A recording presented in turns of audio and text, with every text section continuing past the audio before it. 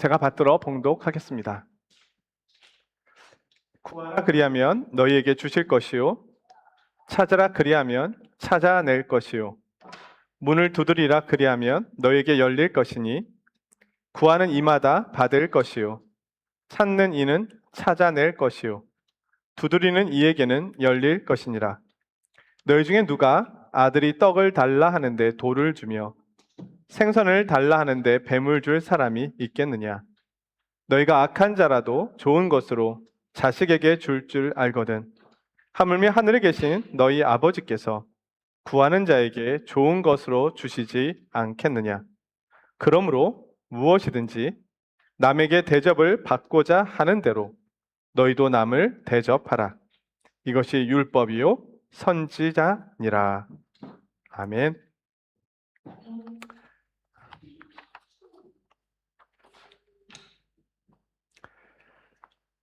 하나님 나라의 백성들은 하나님 나라 백성의 삶의 모습이 있습니다. 그런데 하나님 나라 백성의 삶을 우리가 어떻게 살아갈 수 있을까요? 예수님께서는 마태복음 5장부터 오늘 본문에 이르기까지 제자들과 무리들에게 말씀을 들려주셨습니다. 하나님 나라의 백성은 이렇게 살아야 한다. 하나님 나라의 백성이 아닌 사람들과 다른 모습으로, 구별된 모습으로 이렇게 살아야 한다. 그 말씀을 들려주셨습니다. 어떤 내용들인지 기억을 더듬어 가보겠습니다. 형제에 대하여 노하지 말고 음행을 버리고 헛맹세를 하지 말고 원수를 갚지 말고 오른뺨을 치거든 왼뺨도 돌려대고 너희를 박해하는 자를 위하여 기도하고 사람에게 보이지 않게 은밀히 구제하고 기도할 때도 외식하지 않도록 주의하라. 주님께서 가르쳐 주신 본을 따라, 기도의 본을 따라 기도하고 너희 보물을 하늘에 쌓아둘 것이며 내일 일을 염려하지 말고 먼저 그의 나라와 그의 의를 구하라. 형제를 비판하지 말고 개와 돼지를 분별하라. 자, 이 말씀을 들려주신 후에 오늘 기도에 대한 말씀을 들려주십니다. 우리가 약 2000년 전 예수님께서 말씀을 들려주고 계시는 그 산에서 함께 모여 있다고 상상을 해 보겠습니다. 예수님께서는 등을 지고 갈릴리 바다로부터 등을 지고 무리들을 향하여 서 계십니다. 예수님 앞에는 이 낮은 구름이 쫙 펼쳐져 있고 그 구름 위에 제자들과 무리들이 앉아 있습니다. 예수님께서 말씀하시자 갈릴리에서 산으로 불어오는 그 바람을 따라 예수님의 음성이 바람에 실려서 제자들과 무리들에게 전달되고 있습니다. 사람들은 예수님의 말씀 한 말씀에 귀를 기울이고 있습니다. 이전에 듣지 못했던 하나님 나라의 말씀이니까요. 오늘 본문 앞까지의 말씀을 이 무리들이 들었을 때 하나님 나라에 대한 모습을 상상하게 되었을 겁니다. 그러면서 이런 생각이 들었을 거예요. 참 아름다운 세상이다. 참 아름다운 나라야. 하지만 누가 저 말씀대로 살아갈 수 있겠어? 반의 반도 순종할 수 없지. 하지만 저 말씀대로 살아갈 수만 있다면 거기야말로 정말 하나님 나라이지 않을까? 그들은 이렇게 생각하고 있습니다. 오늘 말씀은 그 말씀에 대한 예수님의 답변이라고 할 수 있습니다. 자, 무엇이라고 그들에게 말씀해 주실까요? 그 음성에 귀를 기울여 보겠습니다. 예수님께서는 먼저 그들이 속으로 어떤 생각을 하고 있는지 알고 계셨습니다. 그에 대한 답으로 말씀하시는 거죠. 여러분들이요, 염려하지 말고 구하라, 찾으라, 두드리라. 그러면 하늘에 계신 너희 아버지께서 가장 좋은 것으로 너희에게 주실 것이다.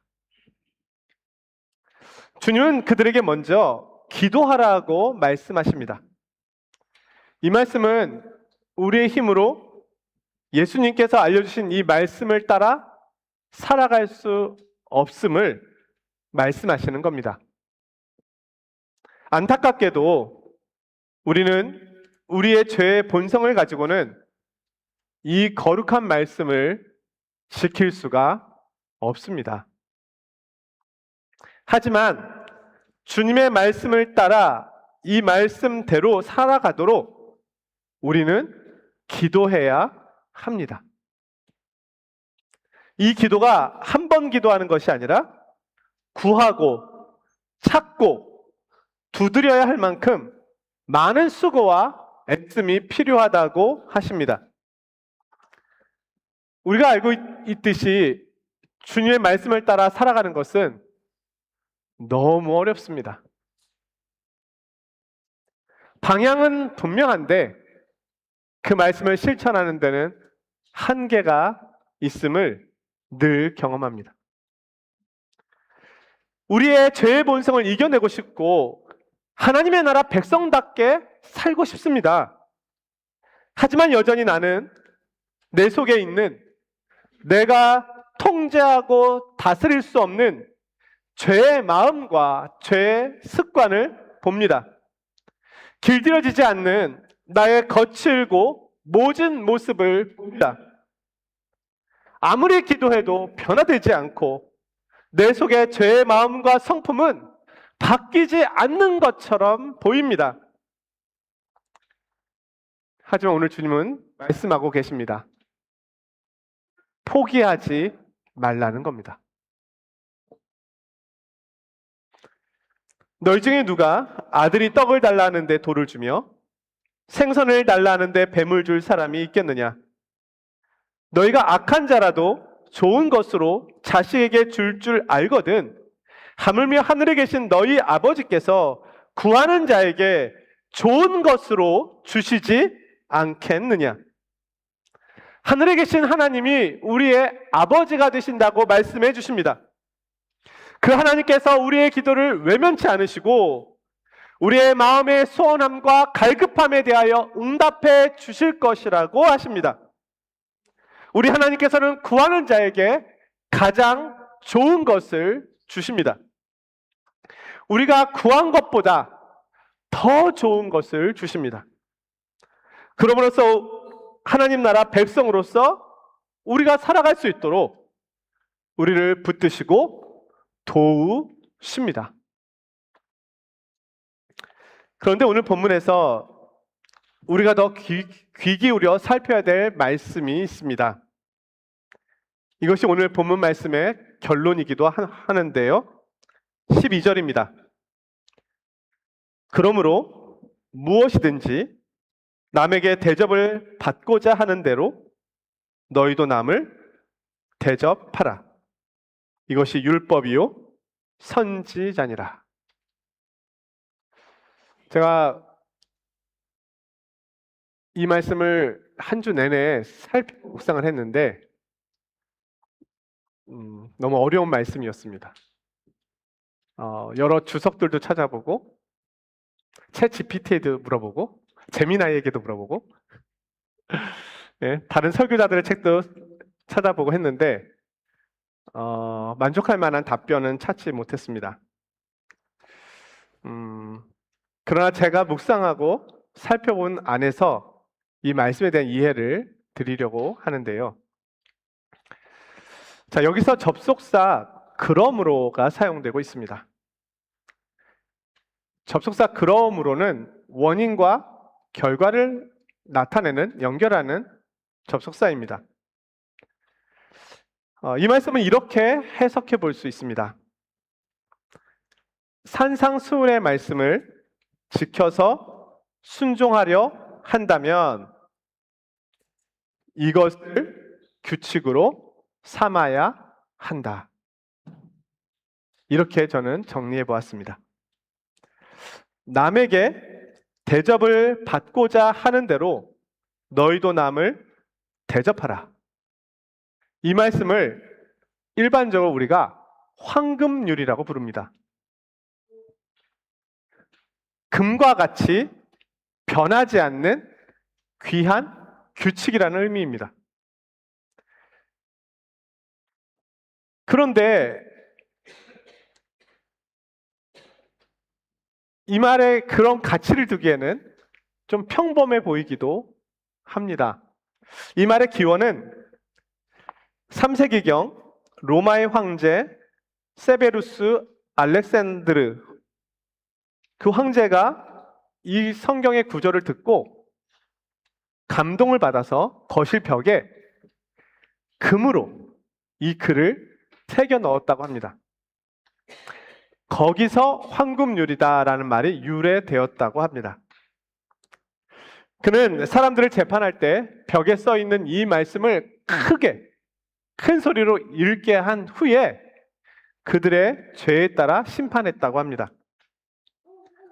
자, 로마 황제도 좋아한 말씀이니만큼 이 말씀이 매력적이기는 한 말씀으로 다가옵니다.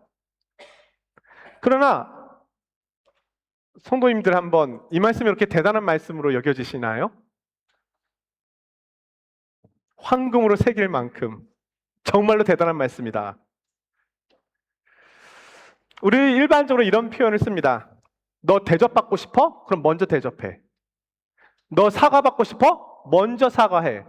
너 용서받고 싶어? 먼저 용서해. 이 정도는 우리도 할 수 있는 말인 듯 싶기도 합니다. 황금률로 불릴 정도의 말씀인가? 저는 사실 의문을 많이 가져보았습니다. 그런데 사실 황금률이라고 하는 이 표현보다 더 놀라운 표현이 예수님의 말씀에서 나옵니다. 예수님께서는 이 말씀을 율법과 선지자니라.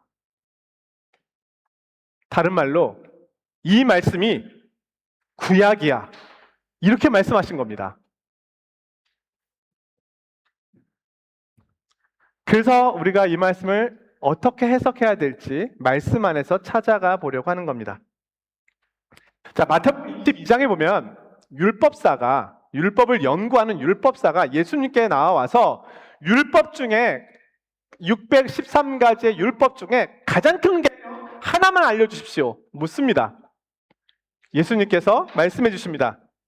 마음을 다하고 목숨을 다하고 뜻을 다하여 주 너의 하나님을 사랑하라 하셨으니 이것이 크고 첫째 되는 계명이요 두 번째도 이와 같으니 내 이웃을 내 자신같이 사랑하라 하셨으니 이 두 계명이 온 율법과 선지자의 강령이니라. 여기서 온 율법과 선지자의 강령이라고 하는 표현이 나옵니다. 자, 강령이라고 하는 말은 뼈대요 근본 원칙이라는 말입니다. 하나님 사랑과 이웃 사랑이 구약 성경 전체의 뼈대요 근본 원칙이라고 알려주십니다. 만약에 우리가 구약 성경을 빨래 짜듯이 비틀어서 이렇게 쫙 짜면 하나의 결정체가 뚝 떨어지는데 그게 바로 사랑이라는 겁니다.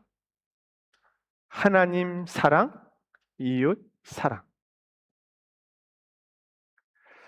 자, 그럼 온 율법과 선지자의 강령인 이 말씀과 오늘 율법과 선지자라고 말씀하시는 이 황금률이 어떤 관계가 있는 것일까요? 저는 이렇게 접근해 보았습니다. 자, 구약 전체를 관통하는 정신이 하나님 사랑과 이웃 사랑이라고 한다면 이 하나님 사랑과 이웃 사랑을 실천하는 원리가 바로 황금률이다. 우리가 하나님 사랑과 이웃 사랑을 어떻게 실천할 것인가? 황금률을 따라서 실천하라. 하나님 사랑과 이웃 사랑은 내가 먼저 실천해야 할 계명이라는 겁니다. 예수님께서는 이 말씀을 율법과 선지자라고 하셨습니다. 그렇다면 구약 안에 황금률이 가득하다는 말씀이잖아요. 그렇죠? 이 말씀이 율법과 선지자니까 율법과 선지서에 구약 안에는 황금률의 가르침, 정신, 삶이 가득하다. 그러면 구약 안에서 이 황금률을 적용한 사례가 어떤 것인지 우리가 살펴보면 이 말씀이 조금 더 분명해지겠죠. 그래서 제가 인물들을 좀 살펴봤습니다. 첫 번째 인물은 아브라함이었습니다. 그는 가축들과 많은 소유를 가지고 조카 룻의 종들이 아브라함의 종들과 다투고 있는 것을 보았습니다. 그리고 룻에게 이 다툼을 멈출 수 있는 방법을 제안합니다. 내 앞에 온 땅이 있지 아니하냐? 나를 떠나라. 내가 좌하면 나는 우하고 내가 우하면 나는 좌하리라. 그가 먼저 양보합니다. 나이도 많고 경험도 많고 하나님을 향한 사랑도 더 많은데 그가 먼저 양보합니다. 요셉이 형들에게 이와 비슷한 모습을 보여줍니다. 요셉은 형들에 의하여 노예로 팔려가서 기나긴 시간 동안 엄청난 고생을 하다가 극적으로 애굽의 총리가 되었습니다. 아버지 야곱이 죽자 형들은 두려움에 떨기 시작했습니다. 드디어 요셉이 우리에게 복수하겠구나. 그때 요셉이 형들에게 말합니다. 당신들은 나를 해하려 하였으나 하나님은 그것을 선으로 바꾸셨습니다. 그러니 염려하지 마십시오. 제가 하나님을 대신하겠습니까? 자, 모세의 경우도 보겠습니다. 금송아지 사건 이후에 하나님께서 이스라엘을 멸하시겠다고 말씀하십니다. 그때 모세는 자신의 모든 것을 걸고 하나님 앞에 기도합니다. 하나님, 저들의 죄를 사하여 주옵소서.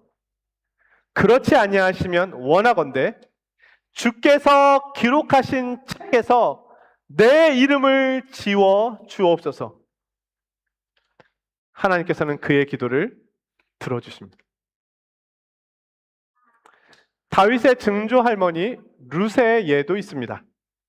그는 이방 여인이었고 과부였지만 과부가 된 시어머니를 살피기로 결정합니다. 어머니를 떠나며 어머니를 따르지 말고 돌아가라 강권하지 마옵소서. 어머니께서 가시는 곳에 나도 가고 어머니께서 머무시는 곳에 나도 머물겠나이다. 어머니의 백성이 나의 백성이 되고 어머니의 하나님이 나의 하나님이 될 것입니다. 다윗이 사울에게 그러했습니다. 다윗은 자신을 죽이러 오는 사울을 피해 오랜 시간 동안 도망 다녔습니다. 그리고 마침내 사울을 죽일 수 있는 기회가 몇 번 있었는데요. 그때 주변의 사람들이 다윗에게 이야기하였습니다. 지금 저를 죽여야 합니다. 하지만 다윗이 말했지요. 하나님의 기름 부으신 자를 나는 해할 수가 없다. 그는 복수하지 않았습니다. 도리어 은혜를 베풀죠. 자, 이 외에도 구약 안에는 많은 인물들이 나오는데요. 저는 그들이 이 황금률을 실천한 인물로 봅니다. 이 황금률의 원리를 가지고 하나님 사랑과 이웃 사랑을 실천한 사람들입니다. 그런데 성경에서는 이들이 그렇게 행했던 이 모습을 믿음이라고 하는 단어로 설명하기도 합니다.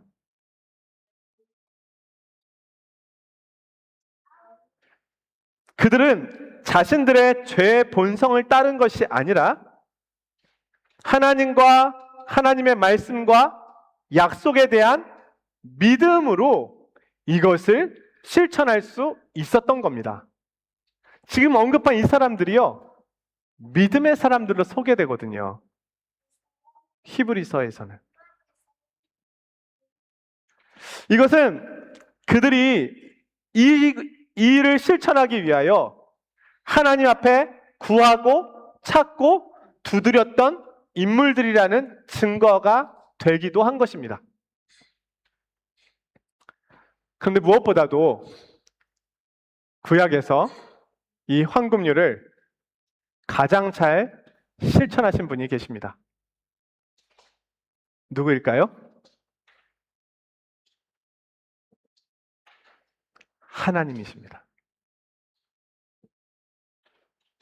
하나님께서는 배꼽줄도 자르지 못한 채 피투성이가 되어 버려진 자 같은 이스라엘을 그들에게 찾아오셔서 그를 입양하셨습니다.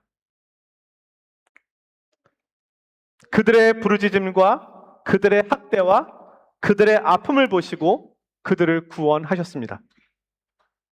하지만 그들이 자라면서 하나님의 사랑을 잊어버렸고 하나님의 율법을 떠나서 살았습니다. 하지만 하나님께서는 그들에게 끝없는 사랑과 자비를 끝까지 베푸십니다. 끝까지. 그리고 하나님께서는 이스라엘과 인류를 새롭게 하시기 위하여 약속하신 자신의 아들 예수 그리스도를 보내셨습니다. 이 땅에 오신 예수님은 먼저 죄인에게 가셨고 귀신 들린 자에게 가셨고 굶주린 이들에게 가셨고 병든 이들에게 가셨습니다. 먼저 이방 땅에 가셨고 소외된 이들에게 가셨습니다. 슬퍼하는 자, 애통해하는 자, 고통 중에 있는 자들에게 먼저 가셨습니다. 그리고 무엇보다 그는 하나님 아버지를 떠난 우리의 죄를 담당하셨습니다. 그가 징계를 받음으로 우리가 평화를 누리고 그가 채찍에 맞음으로 우리가 나음을 입었도다. 예수님께서는 십자가에서 이렇게까지 기도하셨습니다. 아버지, 저들을 용서해 주십시오. 저들은 자신들이 무엇을 하고 있는지 알지 못합니다. 사도 요한은 이렇게 고백합니다. 내가 그를 사랑한 것이 아니요 그가 먼저 나를 사랑하셨습니다.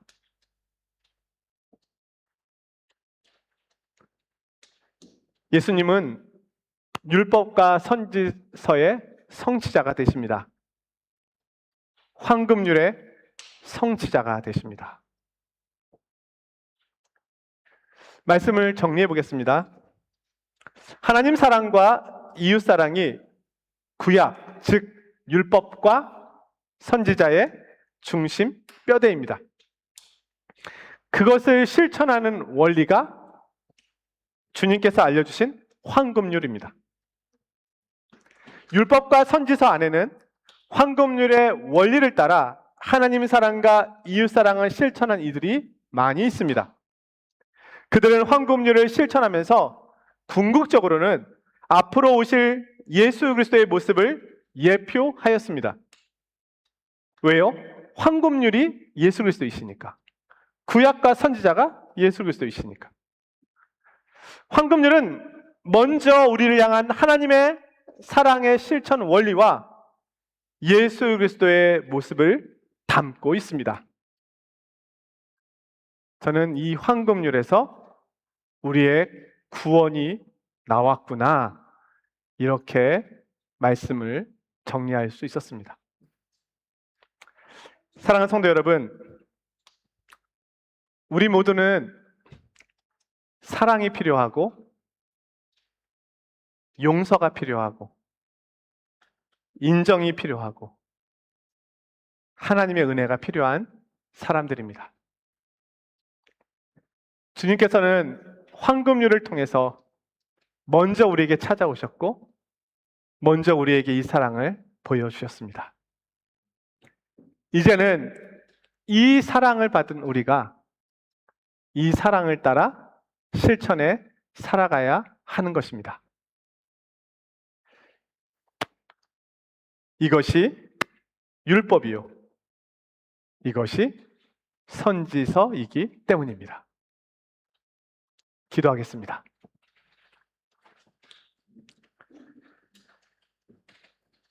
거룩하신 하나님 아버지, 오늘 말씀을 통해서 황금률의 의미가 무엇인지, 율법과 선지서에서 말씀해주고 계신 그 사랑의 실천 원리가 무엇인지 우리에게 알려주시니 감사합니다. 그러나 여전히 이 말씀은 참으로 어렵게만 다가옵니다. 주님, 구하고 찾고 두드림으로 이 사랑의 실천 원리를 저희들이 행할 수 있도록 인도하여 주옵소서. 우리에게 먼저 보여주신 이 사랑, 먼저 보여주신 이 섬김, 먼저 보여주신 이 용서를 따라 이제 저희도 그렇게 실천하며 살아가게 하여 주옵소서. 예수 그리스도의 이름으로 기도드리옵나이다. 아멘.